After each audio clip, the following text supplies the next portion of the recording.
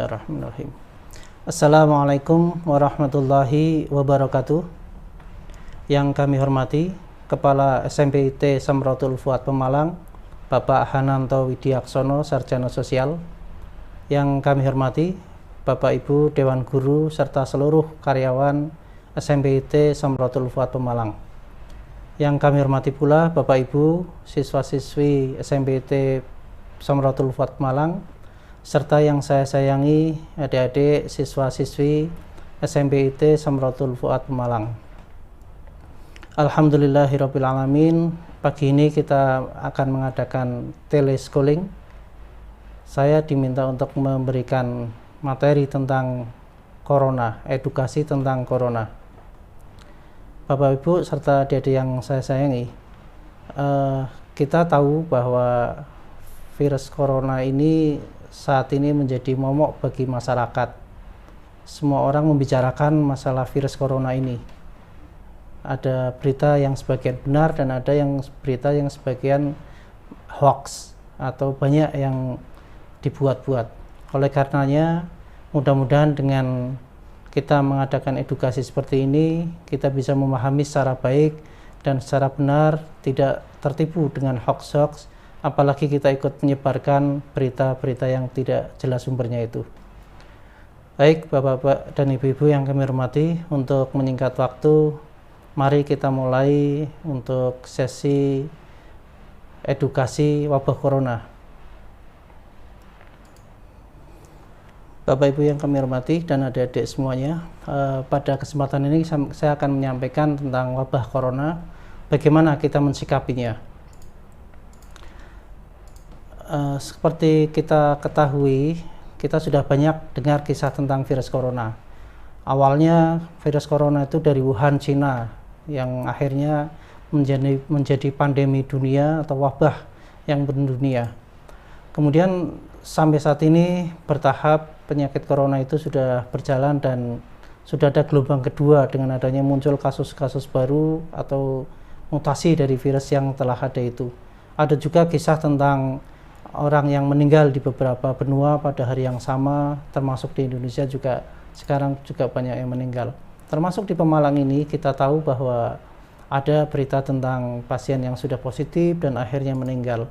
Juga jumlah kasus yang sampai saat ini masih tambah di Pemalang ini. Juga adanya klaster baru atau penyebaran virus corona ini, ada yang virus baru. Kemudian ada juga hoax-hoax atau berita-berita yang tidak benar seperti ini. Pelayanan KUA tutup, nah, ini ternyata hoax. Juga ada hoax tentang Jokowi yang katanya menyampaikan minum bodrek langsung sembuh dari corona. Ternyata ini berita hoax.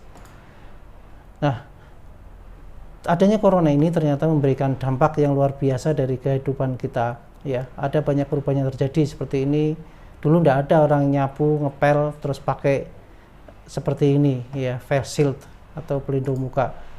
Orang di jalanan sekarang sudah banyak yang memakai masker, baik nyapu maupun pekerjaan yang lainnya. Ya, bahkan ngantri bis pun sekarang sudah pada masker, ada jaga jarak. Kemudian di mal-mal, di hotel itu juga ada peringatan-peringatan untuk jaga jarak. Ya, di restoran bahkan juga dikasih pembatas seperti ini. Pembatas untuk memberikan batas antara satu pengunjung dengan pengunjung lainnya. Kemudian di bandara, di mana-mana orang juga sudah ramai memakai masker. Ya, ada tanda-tanda, pemberian tanda untuk menjaga jarak. Kemudian sampai pada lift misalnya itu ada teknologi untuk jangan menyentuh lift sehingga bisa berjalan sendiri tanpa disentuh. Bahkan yang lebih heboh sampai menikah pun harus pakai masker. Nah, kita lihat dampak COVID-19, memang dampak yang buruk itu ya sampai dirawat dan meninggal. Kemudian dampak ekonomi, ya, restoran banyak yang sepi, banyak karyawan di PHK, bahkan hewan pun terkendala atau terdampak. Ya, karena sepi akhirnya makanan juga kurang, banyak monyet kelaparan. Tetapi di samping itu juga ada efek yang tidak kita duga, ya. Di bidang teknologi contohnya, anak-anak sudah akhirnya banyak memakai komputer, laptop, HP untuk berkomunikasi. Kemudian ada live streaming virtual, ini contohnya live musik dan lain sebagainya. Ya, orang banyak belanja memakai gadget atau HP atau tab dan lain sebagainya. Juga ini banyak muncul kreativitas masyarakat, mereka membuat video tentang corona, ya, membuat video tentang hal-hal sehari-hari. Juga para petani mensiasati bagaimana situasi seperti ini dengan pasar digital. Jadi ada dampak buruk, tetapi juga dalam keadaan terjepit itu banyak kreativitas yang muncul di masyarakat ini. Nah, sebetulnya apa sih corona itu? Apa sih penyakit corona itu? Kalau dalam bahasa Inggris kita sebut sebagai COVID-19, COVID-19, atau singkatan dari Coronavirus Disease 2019. Nah, kenapa disebut seperti ini? Ya, COVID-19 adalah kepanjangan dari Coronavirus Disease. Jangan 19 adalah merupakan tahun ditemukannya COVID, yaitu 2019. Coronavirus Disease disebut demikian karena penyakit ini adalah jenis penyakit yang disebabkan oleh virus corona, atau WHO menyebutnya dengan SARS-CoV-2. Kemudian penamaan 2019 karena virus corona pertama kali ditemukan tahun 2019 di Wuhan, Cina. Dan ini dikatakan baru diketemukan virus yang jenis ini. Kenapa dikatakan baru? Apakah betul virus corona ini virus yang baru? Ini kita lihat struktur virusnya, seperti ada kembang-kembangnya seperti ini, ya. Ada tonjolan-tonjolannya, ada amplopnya, ada seperti spiralnya. Ini gambaran mikroskopisnya. Ini kalau dilihat yang sebenarnya itu sangat kecil sekali, tidak tampak oleh mata atau mikroskop biasa. Nah, sebetulnya virus itu apa sih? Virus itu ini dikatakan di websitenya KSU Edu SA adalah suatu entitas submikroskopis, artinya kecil sekali, ya, yang di dalamnya ada asam nukleat, kemudian ada envelopnya, ya, protein, dan yang perlu kita catat adalah hanya hidup di dalam sel-sel hidup seperti bakteri, hewan, tumbuhan, manusia, dan lain sebagainya. Nah, kita lihat bahwa ukurannya sangat kecil sekali, 20-250 nanomikron. Bahkan tidak bisa dilihat pakai elektron mikroskop, ya, harus pakai alat yang sangat khusus sekali. Nah, sebetulnya kita sudah mengenal virus itu sudah lama, ya. Apakah penyakit-penyakit yang sudah sering kita kenal, mungkin kita juga sering merasakan, ya, penyakit flu misalnya, itu juga penyakit yang diakibatkan oleh virus. Penyakit cacar, atau, ya, ini juga sering kita tahu, ya, polio juga, ini juga penyebabnya oleh virus. Ada rabies, ya, gigitan anjing. Ada hepatitis, juga penyakit virus. Ada yang namanya HIV AIDS, ini juga penyakit yang diakibatkan oleh virus. Ada lagi yang sering kita dengar, demam berdarah, dengue. Demam berdarah, ya, akibat gigitan nyamuk, virus lah yang menyebabkan penyakit demam berdarah. Ada juga pernah kita dengar SARS. Nah, ini dalam bahasa biologinya kita menggolongkan virus ini dalam ada yang namanya kingdom, class, family, subfamily, genus, dan lain sebagainya. Nah, virus corona ini masuk dalam kelas nidovirales dengan family coronavirus. Nah, dalam kelas ini sebetulnya ada beberapa virus yang lain. Ini sebetulnya beberapa saat yang lalu itu wabah virus itu tidak hanya terjadi sekali, ya.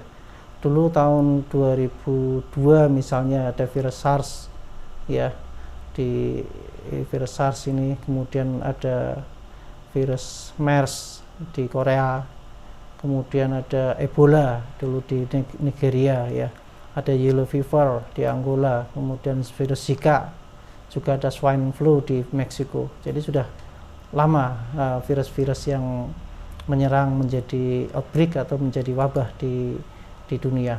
Nah, dari golongan coronavirus itu ada beberapa macam. Tadi sudah saya sebutkan, ada human coronavirus ini dengan segala tipenya, kemudian ada SARS-CoV, MERS-CoV, dan yang terakhir adalah yang kita temukan, yang ditemukan tahun 2019, SARS-CoV-2 atau COVID-19 ini. Para pendengar yang dimuliakan Allah, Kenapa sih virus corona kok sampai menjadi wabah, menjadi perhatian seluruh dunia? Kita lihat, kita bandingkan virus corona dengan SARS misalnya. Ya, bahwa dalam waktu beberapa hari kasus virus corona itu cepat sekali melonjak sampai 9.000 lebih kasus. Sementara SARS dalam 120 hari hanya tercatat 8.400 sekian kasus. Dan outbreak dari COVID ini dengan cepat menyebar ke seluruh dunia. Kemudian di Indonesia kita lihat bahwa grafiknya juga dalam beberapa saat Maret sampai April, dalam waktu 2 bulan saja kasusnya sudah langsung meningkat menjadi 7.000 lebih dengan angka kematian sampai 600 orang. Sampai sekarang tercatat ada 78.000 lebih kasus yang sudah positif COVID dengan angka kematian mencapai 3.710. Nah, inilah yang menyebabkan akhirnya WHO mengumumkan virus corona ini menjadi wabah atau pandemi. Nah, kenapa sih virus corona kok bisa cepat menyebar ke seluruh dunia? Bahwa virus corona ini adalah virus yang bisa menyebar secara langsung, artinya ketika orang batuk kemudian dropletnya atau percikannya itu langsung terhirup oleh orang lain atau percikan langsung. Ini biasanya dalam jarak 1-2 meter orang terkena percikan ini sehingga bisa menular. Atau dengan cara yang tidak langsung, bisa dengan droplet yang tumpah atau jatuh ke benda, kemudian benda ini tersentuh oleh orang lain, kemudian orang lain itu memegang mata atau hidung atau mulut tanpa cuci tangan, maka dia juga bisa ketularan. Nah, ini kita lihat bahwa ketika seseorang bersin, orang penderita corona ini bersin, droplet atau percikannya itu bisa sampai 4 meter malah jauhnya. Nah, ini ketika jatuh ke kulit ini bisa bertahan beberapa menit. Pakaian bisa tahan sampai 12 jam. Di kayu, di kertas, virus ini bisa bertahan dalam beberapa jam hingga beberapa hari. Yang terbaru dikatakan virus ini juga bisa melayang di udara. Nah, ketika virus ini keluar melalui bersin atau batuk ini bisa berterbangan, kemudian jatuh terhirup oleh orang-orang, maka dia juga bisa ketularan. Atau ketika virus ini jatuh ke tangan kemudian bersalaman, kemudian kita tidak cuci tangan, ini juga bisa menyebabkan kita tertular penyakit ini. Atau tangan si penderita COVID-19 yang sudah mengandung virus ini memegang sesuatu barang, kemudian kita juga memegang barang itu, misalnya memegang gagang pintu, nah, kemudian kita juga ikut, maka tanpa cuci tangan bisa menyebabkan penularan virus corona ini. Nah, apa yang terjadi ketika seseorang tertular virus? 80% dikatakan orang tetap akan sehat, tidak ada gejala apa-apa. Ya, tetapi sisanya akan menunjukkan sakit atau ada gejala. Nah, yang menjadi masalah adalah ketika seseorang itu terinfeksi virus ini, kapan dia akan tetap sehat dan kapan akan terjadi sakit atau ada gejala itu kita tidak akan pernah tahu. Ya, tergantung banyak hal. Di samping virusnya, mungkin daya tahan tubuhnya, lingkungannya, dan lain sebagainya. Nah, yang perlu kita tahu adalah ketika seseorang terinfeksi virus itu dan ada gejala, kira-kira gejalanya apa saja?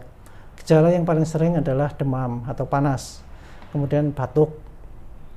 Pasien juga bisa mengeluh nyeri kepala, lesu, lemah, bisa menggigil, bisa berkeringat, bisa juga nyeri sendi, bahkan bisa menimbulkan dari batuk sampai sesak nafas. Ini sudah sampai yang tahap yang berat.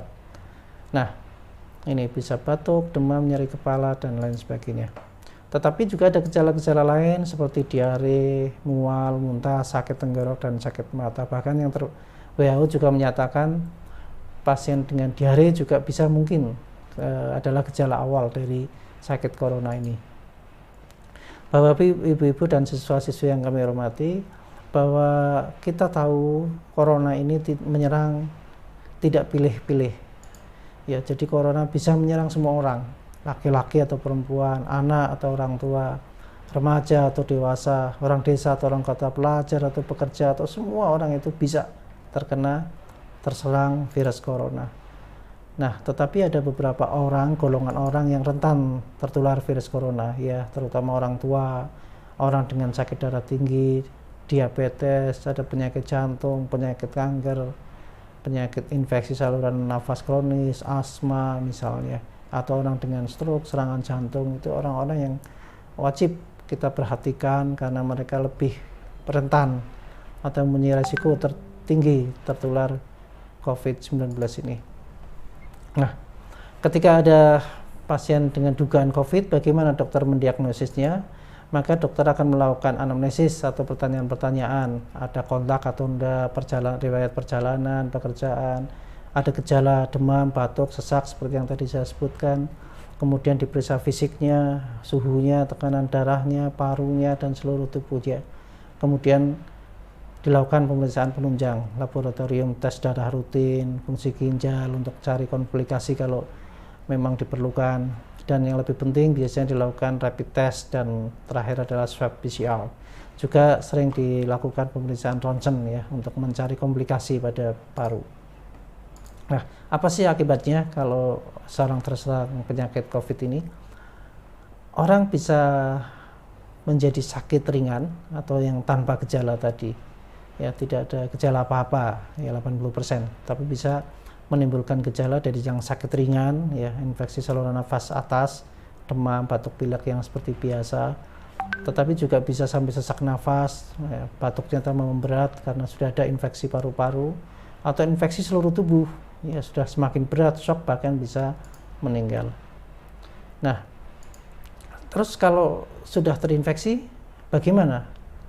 Apa yang harus kita lakukan?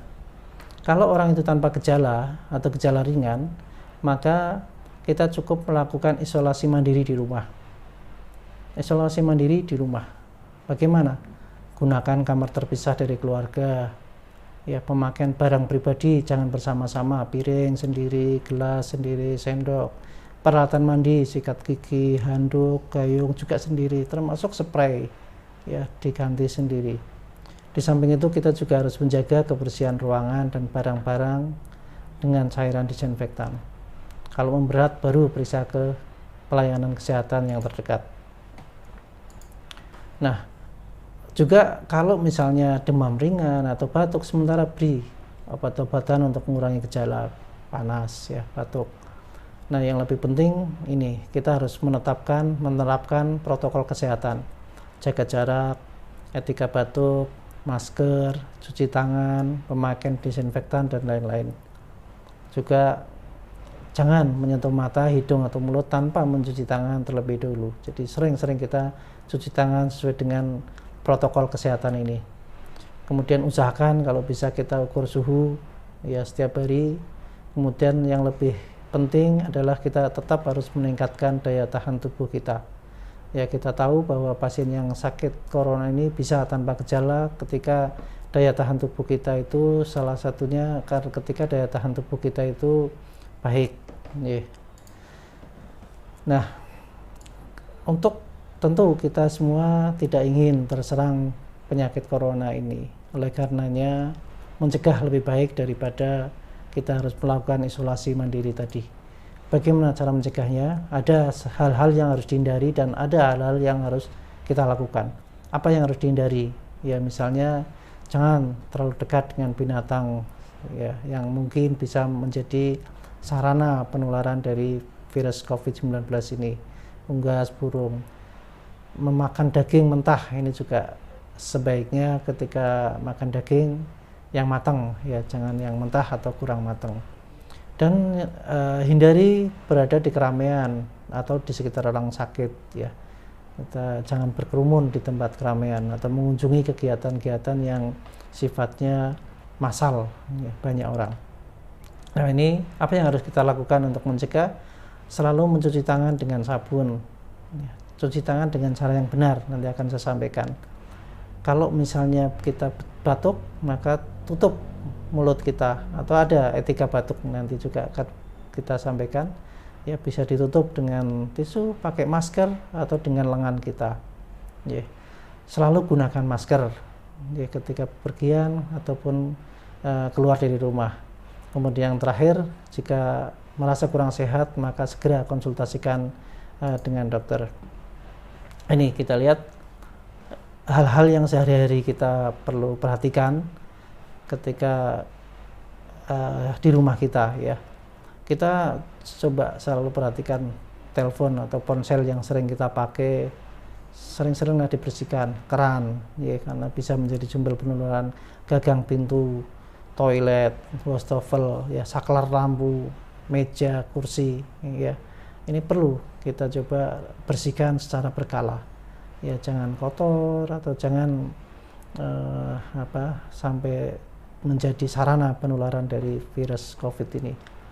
Ya, kalau membersihkan ini pakailah campuran air dengan sabun atau air dengan deterjen ya untuk disinfektan tadi. Kemudian kalau ada yang sakit, maka ruangan rumah, lantai, dinding itu juga perlu didesinfektan.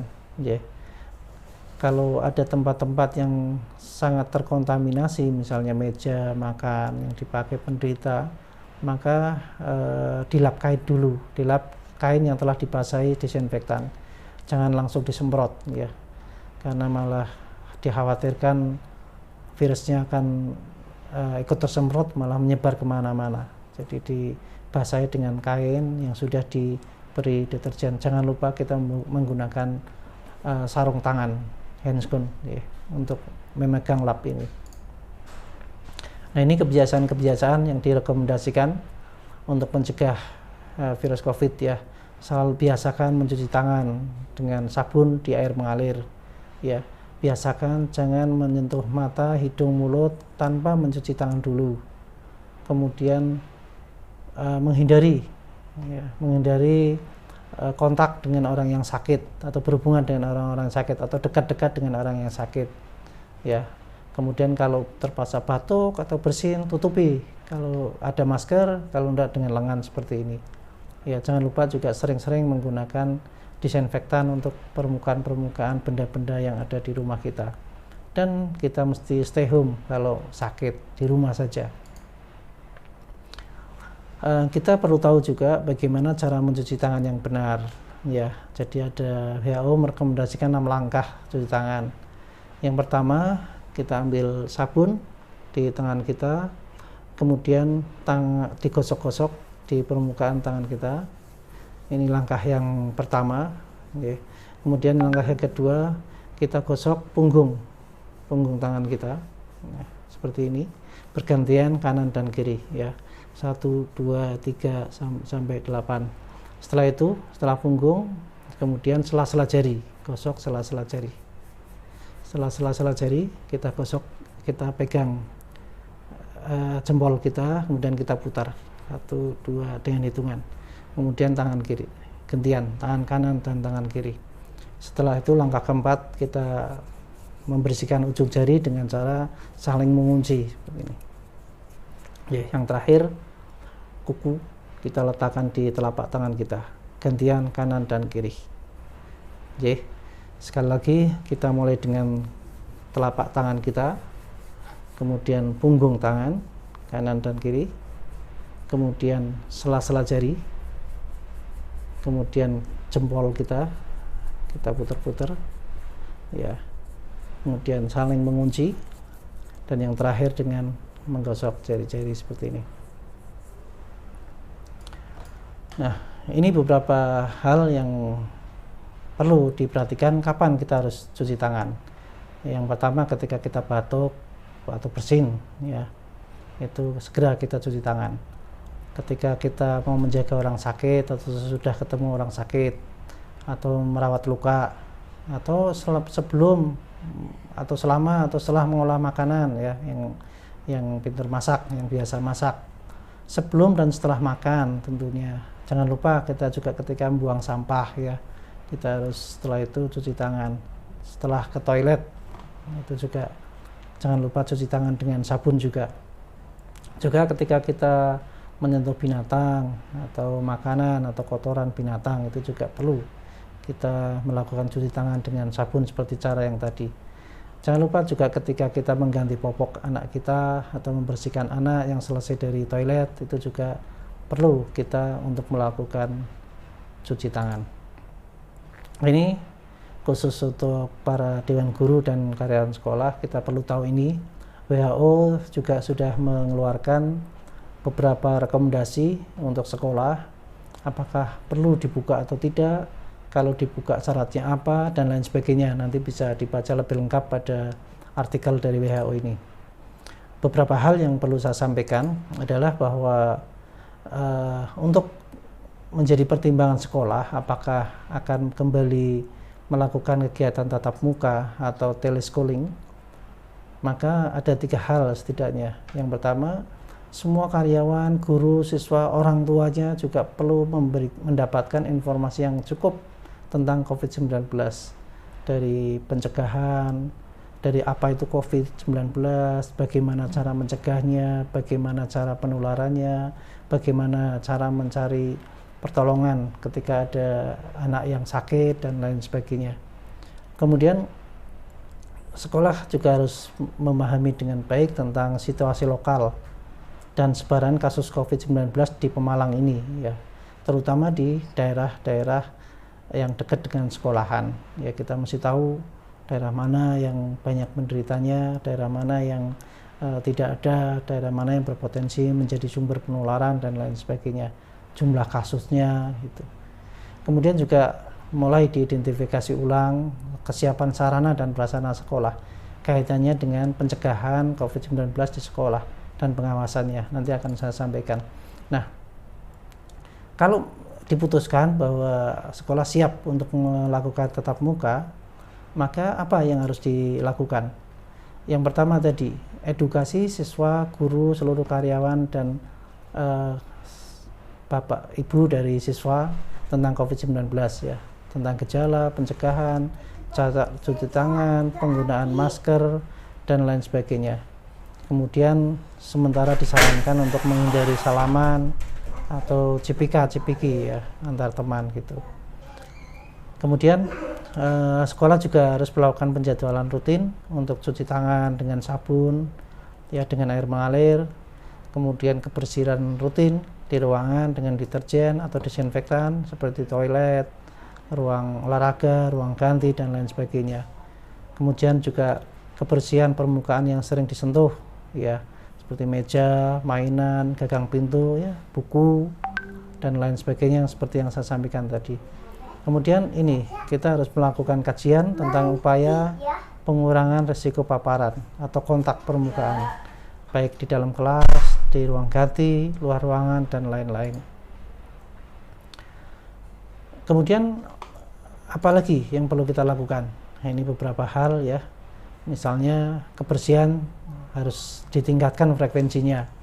Ini tadi kaitannya dengan sarana, ya, kita harus menyediakan sarana cuci tangan, ya, dengan air mengalir, dengan disediakan sabun pada setiap pintu masuk dan keluar ruangan. Jika memungkinkan, dibuat jarak antar tempat duduknya.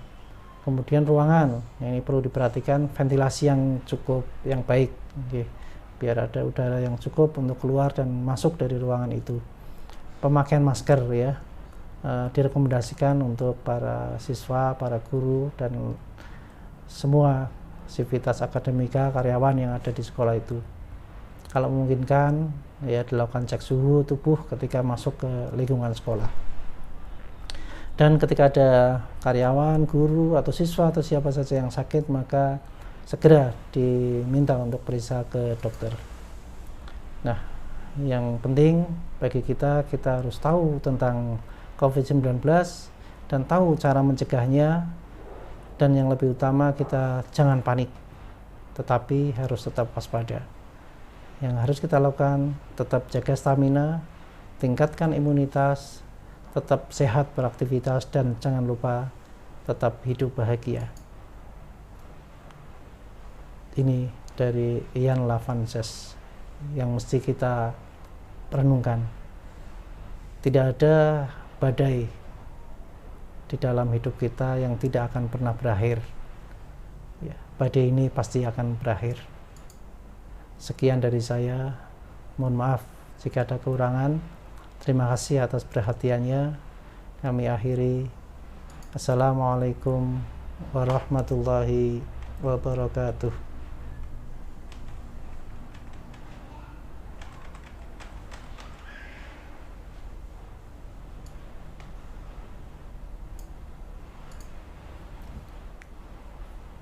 Terima kasih kepada Bapak Kepala Sekolah dan seluruh guru serta siswa-siswaku.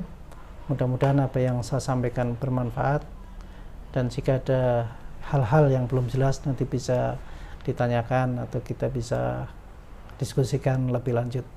Terima kasih. Assalamualaikum warahmatullahi wabarakatuh.